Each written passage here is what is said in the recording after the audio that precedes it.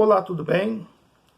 Mais uma vez eu tenho a grata satisfação de compartilhar com amigos e irmãos em Cristo alguns textos da Palavra de Deus que muito te fortalecerão e que enriquecerão a tua fé e o teu coração. A reflexão que faço hoje é sobre o primeiro amor.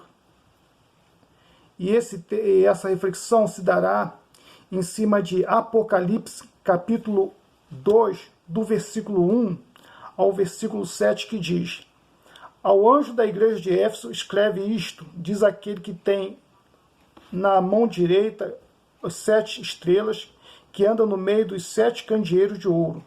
Conheço as tuas obras e o teu trabalho e a tua perseverança, e que não podes suportar os maus, e que pusestes à prova os que se dizem apóstolos e não são, e os achastes mentirosos. Tens perseverança e por causa do meu nome sofreste e não desfaleceste. Tenho, porém, contra ti que deixaste o teu primeiro amor. Lembra-te de onde caíste, arrependa-te e pratica as primeiras obras. Se não te arrependeres, brevemente virei a ti e removerei do seu lugar o teu candeeiro. Se não te arrependeres, tens, porém, a teu favor, que odeia as obras dos nicolaítas, as quais eu também odeio. Que tens ouvidos, ouça o que o Espírito diz às igrejas. Ao que vencer, dar-lhe-ei a comer da árvore da vida, que está no paraíso de Deus. Antes de ir ao assunto, que o assunto é o retorno ao primeiro amor, vamos entender sobre a cidade de Éfeso e também sobre a igreja de Éfeso. Na atualidade, a cidade de Éfeso ela está na Turquia, na parte ocidental da Ásia Menor, na Anatólia, próximo do Mar Egeu. É o maior sítio arqueológico ao ar livre que existe no momento. Esta cidade ela foi edificada há 1000 anos antes de Cristo e ela tinha como ponto principal de veneração a grande deusa Diana, ou Artemis. Tinha um grande templo nesta cidade que era considerado uma das 7 maravilhas do mundo antigo, ok? Sobre a igreja de Éfeso, porque eu não quero me prender muito nesses detalhes, podia apresentar maiores detalhes a respeito da cidade, mas eu vou resumir. Sobre a igreja de Éfeso, ela foi fundada pelo apóstolo Paulo. Aí eu quero olhar aqui Atos, capítulo 18, versículo 19, vai dizer o seguinte, olha: chegaram a Éfeso, onde Paulo os deixou, mas ele, entrando na sinagoga, discutia com os judeus. Uma prática de Paulo. Paulo chegava numa cidade onde havia judeus, ele entrava na sinagoga para apresentar o evangelho, certo? Rogando-lhe ele que ficasse por mais algum tempo, ele não aceitou. Antes se despediu deles, dizendo: se Deus quiser, outra vez voltarei a vós, e navegou de Éfeso. Ele voltou.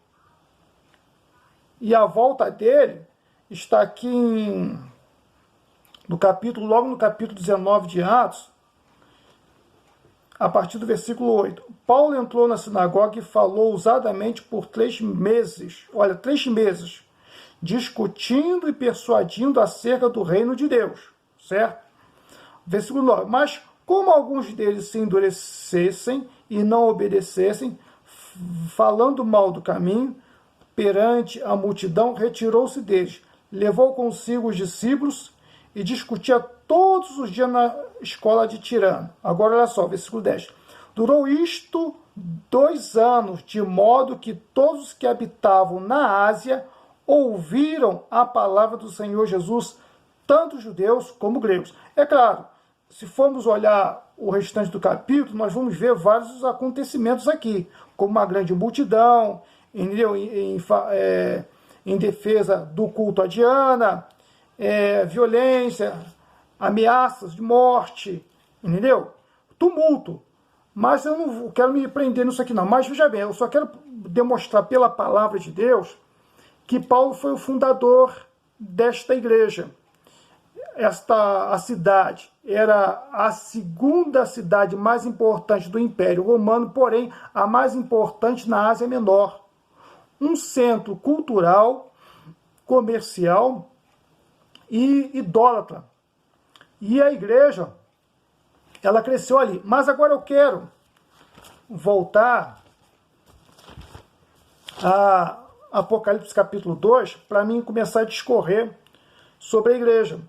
A igreja de Éfeso, ela tinha algumas características. Por exemplo, eu até tomei nota, a sua perseverança na fé e na doutrina dos apóstolos, não tolerava os maus obreiros, tanto é que ela atestava os falsos apóstolos, né? E reconhecia que eles não eram apóstolos, até porque, eu não vou entrar muito nesse assunto, mas só para dar uma pequena pincelada. O que é um apóstolo? A exigência para que alguém fosse reconhecido como apóstolo no tempo bíblico é que tivesse visto Jesus ressuscitado. Por isso que Paulo vai insistir na carta de 2 Coríntios que ele viu Jesus ressuscitado e que o evangelho que ele pregava, ele não havia aprendido de homem nenhum. Ele havia aprendido diretamente de Cristo Jesus, certo? Então ele procurava demonstrar o valor do seu apostolado, porque Paulo viu Jesus Cristo ressuscitado. Outra coisa é o seguinte, os apóstolos, eles eram os atravessadores da revelação de Cristo direto, ou seja, para mim conhecer de Cristo, para mim conhecer o Evangelho, eu preciso estudar a Bíblia Sagrada. Qualquer pregador precisa, pode ter dom de profecia, pode ter visão, pode ter o que for, mas ele precisa recorrer à palavra do Senhor. E a igreja, ela está alicerçada sobre o fundamento dos apóstolos, dos profetas e de Cristo, que é a pedra principal. Ok? Então, veja bem, a revelação de Cristo, ela foi dada aos apóstolos e os apóstolos passaram para a igreja. O Novo Testamento ele foi escrito pelos apóstolos ou por alguém autorizado pelos apóstolos, que é o caso de Lucas, o caso de Marcos, o caso também dos irmãos Jesus, que era Tiago, Judas, certo? Mas, olha só, a vantagem dos apóstolos é que eles tinham a revelação direta de Cristo para o povo. Já os apóstolos de hoje, eles não têm isso não. Então, eu respeito, mas a luz de João, que foi o que morreu de morte natural, foi o apóstolo que mais tempo viveu, acabou com ele ali. Na história da igreja não existe nenhum incidente, nenhum episódio que mostre que outros apóstolos tenham sido consagrados depois do apóstolo João. Certo? Então, a igreja de Éfeso, ela colocava à prova os falsos apóstolos e os achava mentirosos, certo? Agora, ela tinha bastante firmeza e determinação na fé diante das tribulações, das lutas que passavam. Porém, ela tinha uma falta. Tinha algo, aqui no versículo 4, tem, porém, contra ti que deixaste o teu primeiro amor. Ou seja, no início, ela era bem amorosa. Mas com o passar do tempo, devido às tribulações, devido às provações, devido às agruras da vida, ela ficou no automático. A igreja passou a exercer a sua vida religiosa no automático. Já não tinha mais aquele amor, entendeu? E aí, eu quero fazer uma leitura aqui de 1 Coríntios capítulo 13, que é importante nós entendermos o seguinte, que é o amor que valida as nossas ações diante do Senhor. A fé nos justifica. Nós somos justificados pela fé. Nós somos justificados pela fé em Cristo Jesus. Mas a validação das nossas ações, o que valoriza as nossas ações é o amor. Quer ver uma coisa? 1 Coríntios capítulo 3, a partir do versículo 1 ao 3. Olha, ainda que eu falasse as línguas dos homens e dos anjos, não tivesse amor, seria como o metal que sou, como o sino que tinha. imagina bem, falar a língua dos anjos e falar a língua dos homens, ou seja, todos os idiomas, não é uma coisa pequena, é algo grandioso. Mas sem amor, isso aqui não tem validade para Deus. Aí o versículo 2. Ainda que eu tivesse o dom de profecia e conhecesse todos os mistérios e toda a ciência, e ainda que tivesse toda a fé de maneira tal que transportasse os montes, não tivesse amor, nada seria. Para Deus também não teria valor nenhum. Ainda que eu distribuísse toda a minha fortuna para o sustento dos pobres, e ainda que entregasse o meu corpo para ser queimado e não tivesse amor, nada disso me aproveitaria. Então, sem amor, a fé religiosa ela não tem valor para Deus. O que torna o culto, a celebração, a pregação valorosos para o Senhor é a motivação, é o combustível, é o amor, é o porquê você está fazendo. Amém? Porque quando não se faz por amor, se faz por outros motivos. E na verdade, o que Deus quer é amor, porque Deus, sendo todo-poderoso, ele pode devidamente obrigar os homens a servi-lo. Ou não pode? Ele tem poder para isso. Mas acontece, ele deseja que o homem o sirva por amor. Ele deseja que a motivação do serviço a Deus não seja pela imposição da força, mas por uma atitude de amor. Mas o que é amor? O amor, se formos olhar no dicionário, é um sentimento de afeto, de carinho por outrem, aqueles que podem amar, então ele nutre esse sentimento. Mas, à luz da Bíblia Sagrada, o amor ele vai além do que o simples sentimento. O amor, podemos dizer que o amor é uma escolha benevolente em favor de Deus e dos homens. É uma decisão, é uma escolha, entendeu? Por isso que a Bíblia fala assim, vós, marido, amai vosso esposo como Cristo amou a igreja. É uma ordem. É uma ordem. E aí nós podemos ver um pouco mais sobre amor aqui em Mateus capítulo 22, versículo 34, certo? 22, 34. Então o amor ele é uma ordem, é uma determinação. O amor bíblico não é um estado inconsciente. O amor ele é um estado consciente, é uma ação consciente, entendeu? Olha só o que está escrito em Mateus capítulo 22, a partir do versículo 37. Respondeu Jesus, amarás o Senhor teu Deus de todo o teu coração. Isso aqui é uma ordem. O coração, na verdade, é mente. Quando a Bíblia fala de coração, ela está se referindo à mente. De toda a tua alma e de todo o teu entendimento. Então você deve procurar amar a Deus com toda a sua intensidade, mas você precisa amar a Deus de tudo que você pode entender, de tudo que você pode compreender. Versículo 38. Este é o primeiro e grande mandamento. O segundo, semelhante a este, é amarás ao teu próximo como a ti mesmo. Destes dois mandamentos depende toda a lei e o profeta. Ou seja, o espírito da lei é o amor. Amém? O objetivo da lei não era punir. O objetivo da lei é que as pessoas vivessem em santidade, para que pudessem ter plena comunhão com Deus e com o seu próximo. Isso aí é amor. Amém? Amar também é denunciar a falha, é denunciar os defeitos, é corrigir. Isso é um ato de amor. Corrigir é um ato de amor. E quando a lei punia, a lei previu o amor. O quê? O amor ao bem-estar da sociedade, ao bem-estar da comunhão do homem para com Deus. Isso tem que ser preservado. Amém? Então, esse era o objetivo da lei. O amor. Amarás o Senhor teu Deus de todo o teu coração, de toda a tua alma, de todo o teu entendimento. Ou, em resumindo, de todas as suas forças, de todo o seu ser. E ao seu próximo como a ti mesmo. Ou seja, Deus quer que nós nos amemos. Ok? Então, voltando lá para Apocalipse, capítulo 2.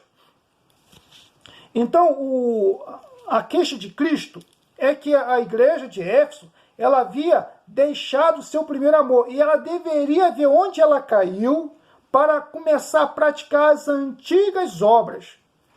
E aí eu quero ser breve, não quero demorar muito não. Existem 3 obras de amor que demonstram que a igreja, de fato, ela está no seu primeiro amor. Claro, existem outras obras, mas eu quero falar de 3 obras. Por exemplo, olha só, a oração, a contemplação da palavra e a evangelização, missões. Uma igreja, quando ela entra no automático, um povo, uma liderança, quando entra no automático, já perdeu aquele primeiro amor, ele começa a fraquejar, a não ser tão vigilante assim na oração.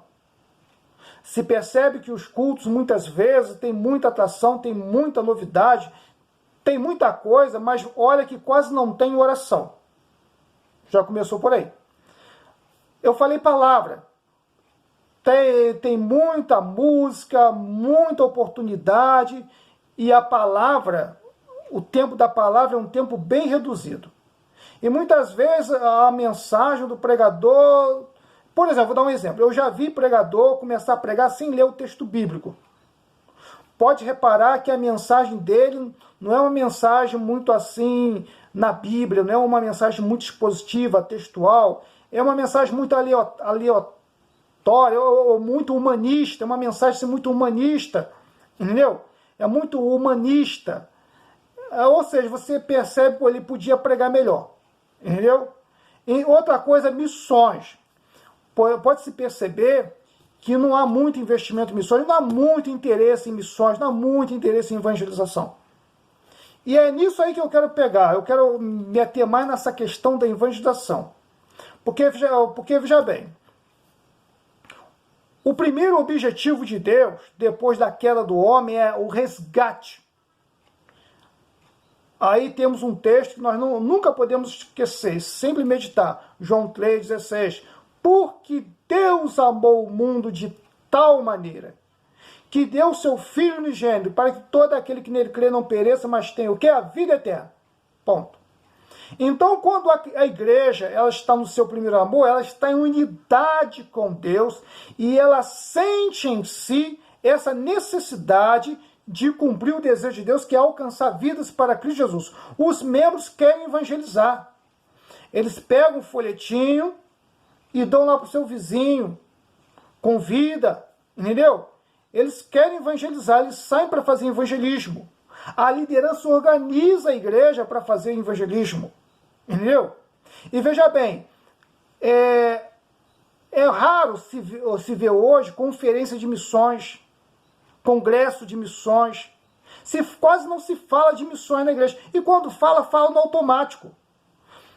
Havia aqueles eventos e havia aquela expectativa dos pastores ou dos pregadores ou dos conferencistas no final da mensagem procurar saber quem é que queria se entregar à obra missionária. Quase não se vê mais isso. Demonstra que o amor da igreja está um pouquinho fraco. Não estou dizendo que não haja missões, mas demonstra que o amor da igreja já não há mais aquele ardor. Porque quando a igreja está no seu primeiro amor, quando ela está avivada, é uma igreja de oração. Se percebe essa característica na igreja, a oração. Se percebe um apego à palavra, aos estudos, às palestras, à escola dominical, entendeu? E as mensagens pregadas são recheadas da palavra. Os pregadores, eles pregam mesmo, eles pregam na palavra e eles se preocupam em expor, em espranar a palavra do Senhor. Amém? O resultado de palavra mais oração dá missões. Porque aí vem aquele avivamento, porque o Espírito Santo, ele é missionário. Tanto é que lá em Atos capítulo 2, quando desceu o Espírito Santo, quando houve ali o batismo com o Espírito Santo sobre aqueles apóstolos, o que aconteceu? O Espírito Santo pegou as línguas daqueles judeus da diáspora, daqueles judeus de diversas nações que foram ali para Jerusalém para participar do Pentecostes, da festa das primícias, né? Ele simplificou para que o evangelho se alastrasse pelo mundo. Lá no episódio de Babel, o Espírito Santo de Deus confundiu para que o povo se dispersasse e não construísse mais a Torre de Babel. Lá em Atos, não. Ele simplificou, unificou, para que aqueles povos, quando ouviram os apóstolos glorificando a Deus em suas línguas maternas, a partir dali eles saíram pelo mundo e pregaram o evangelho. Ok? Por quê? Porque o Espírito Santo é um espírito evangelístico, é um espírito missionário. E nós que somos crentes em Jesus, nós precisamos ter esse desejo de alcançar vidas, de alcançar o vizinho, de alcançar o colega do colégio, alcançar o parente e evangelizar, falar de Cristo, falar do amor de Jesus. Amém? Falar do amor de Jesus, de orar a Deus, de pedir sabedoria, de pedir conhecimento para poder chegar lá no trabalho, na segunda-feira, o dia que for, e falar de Cristo, para levar o evangelho para a família, levar a família para Cristo. Amém? É necessário fazer essas coisas, entendeu? E é necessário orarmos a Deus para que Deus levante missionários para ir até as outras nações. Mas vamos ser francos, se a gente não consegue fazer missões na nossa vizinhança, nos nossos arredores, como é que vamos querer fazer missões lá fora? Mas a igreja ela precisa voltar a esse ardor, entendeu? E aí a igreja de Éfeso, ela entrou no automático. Ela tinha suas qualidades, era bíblica, ela questionava, era uma igreja que questionava, não aceitava qualquer pregação, qualquer mensagem, ela verificava para ver se realmente estava dentro das escrituras. Ela odiava os nicolaítas. O que era um nicolaíta? Era um seguidor de um tal Nicolau, um homem que propagava na igreja imoralidade sexual e idolatria no meio da igreja. Era um sabotador. Amém? Eu acredito que tem sabotadores no meio da igreja, sabotador, que não quer ver o crescimento da igreja, mas quer dispersar o povo, quer contaminar o povo. É uma estratégia de Satanás, é uma estratégia de Balaão. Balaão não conseguiu amaldiçoar Israel.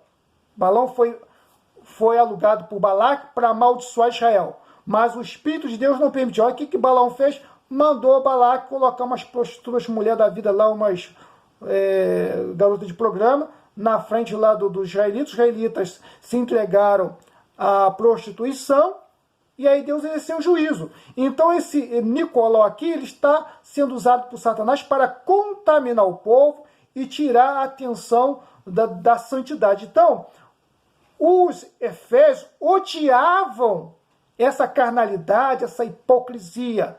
E com isso o Espírito Santo de Deus estava unido com eles. Eu também odeio as obras deles. Não odeio eles, odeio as obras dos nicolaítas. Mas eles estavam no automático. Meu irmão, não ande no automático, ande no amor. Entendeu? Pronto, eu vou ver um outro texto aqui para encerrar, que eu não tomei nota não. Mas olha só o que está escrito aqui em Efésios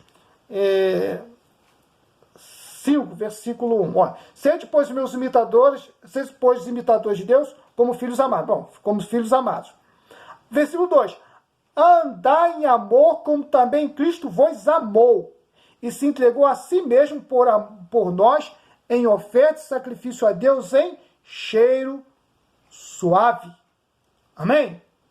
Vamos andar em amor. Vamos decidir amar. Vamos fazer por amor. Amém? Vá no culto, mas vai por amor. Não vá por um sentimento religioso, não. Vá pelo amor de estar louvando junto com a tua igreja.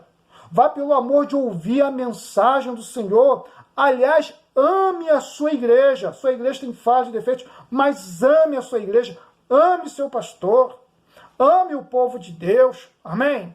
Viva em amor. Vamos amar o que é de Deus. Vamos nos voltar para o Senhor Jesus Cristo. E olha, e se o amor de Deus está no teu coração, você deve imitar Isaías. Isaías falou, eis-me aqui, envia-me a mim. Amém?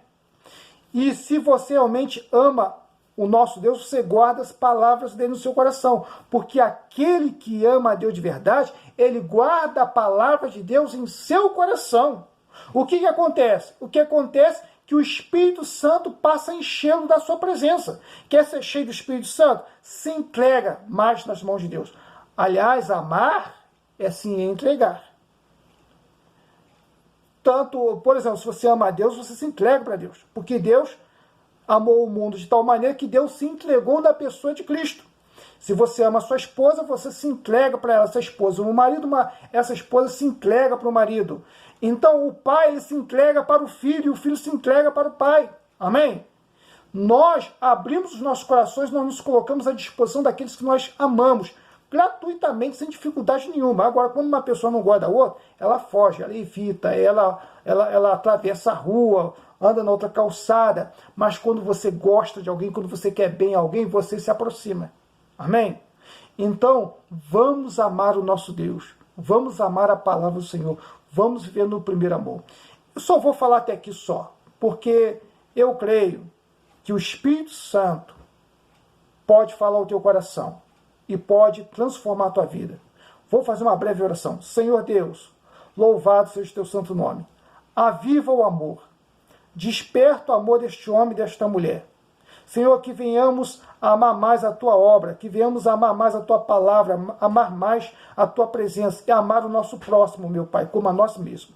Abençoa a tua igreja e abençoe a todos. Abençoe o lar de todos, no nome santo de Jesus. Amém.